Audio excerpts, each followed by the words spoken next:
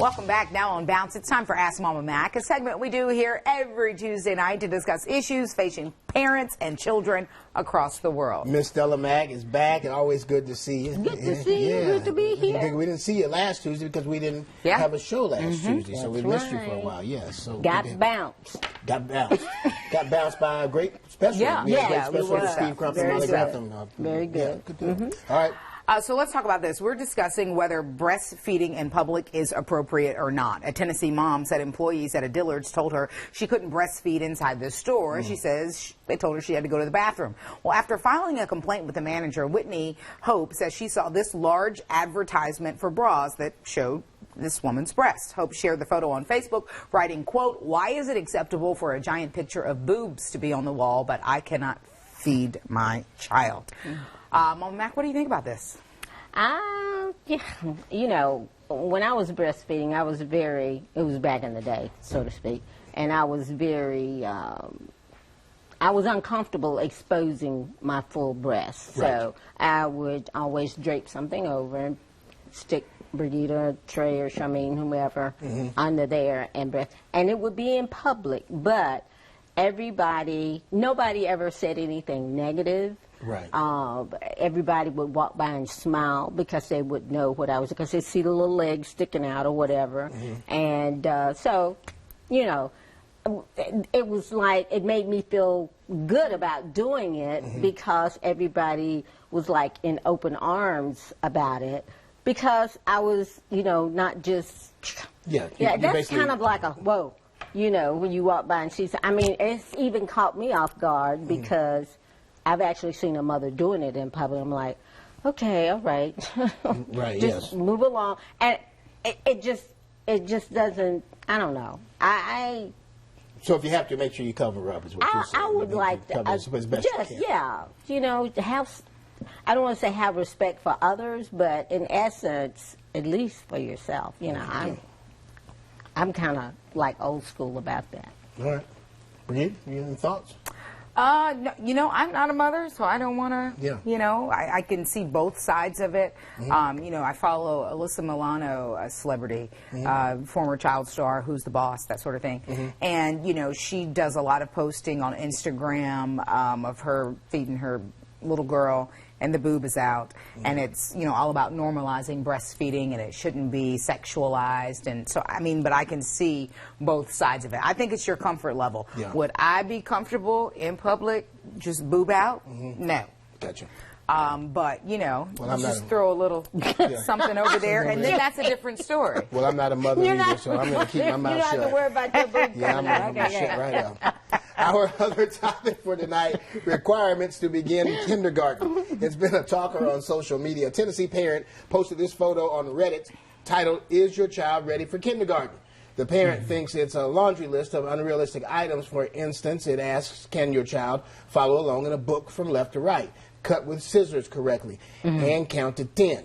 This list also asks kids to know 30-plus letters, but aren't there only 26 letters in the alphabet? Some people say this is a list of things children are supposed to learn while in kindergarten, not before. One educator responded saying parents don't do enough to prepare their kids for kindergarten and are just lazy. And I'm going to go with that.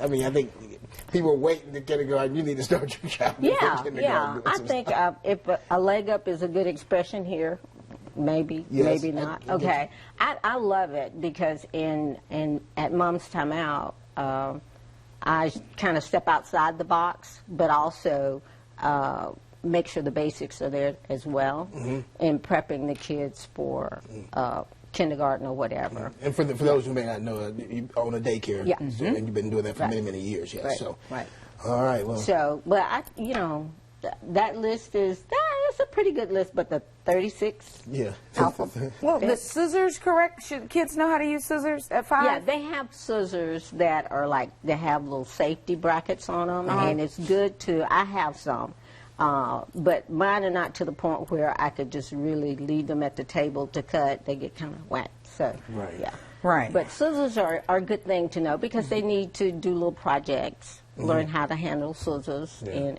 if they need to cut anything, if there's a special project that they're doing in class, they need to know. I wonder if I got taught that, because I was terrible with scissors. I'm still am at 52 years old, and I still can't cut a straight line. I was always terrible. You didn't practice. I guess I didn't, yeah. You got to practice. I know my times tables, though. My mom had me on those times tables right off the bat. You got to do that. We had to do that flashcards sitting at the dinner table while Mama was cooking. Yes. Had to read out loud, know the flashcards, know the alphabets. Mental stimulation. And Mom does the same thing with her kids. I mean, these are, what are they, 2, this group? 2? There's 1, 2, 2, almost 3-year-olds. So but they're basically a 2. They can identify the states on a map by certain,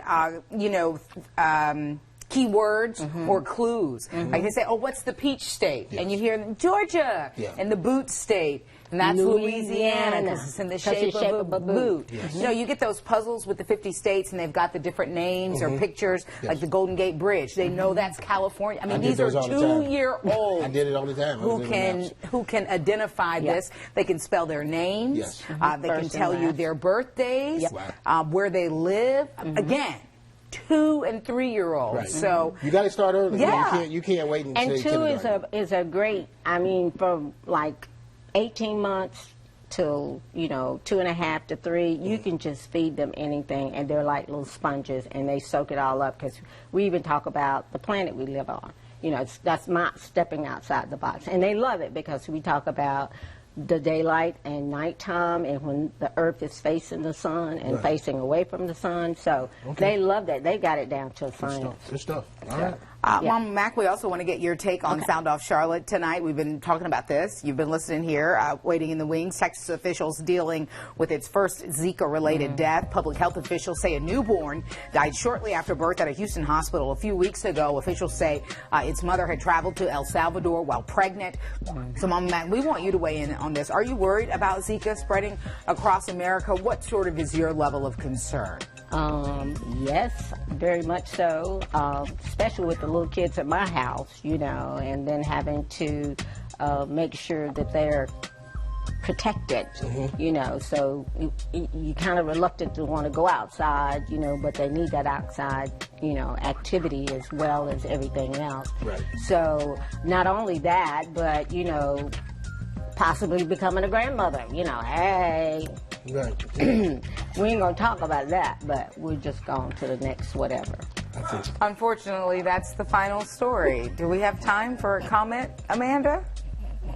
We got time for comments. It's one Mama comment. Mack just made a big one.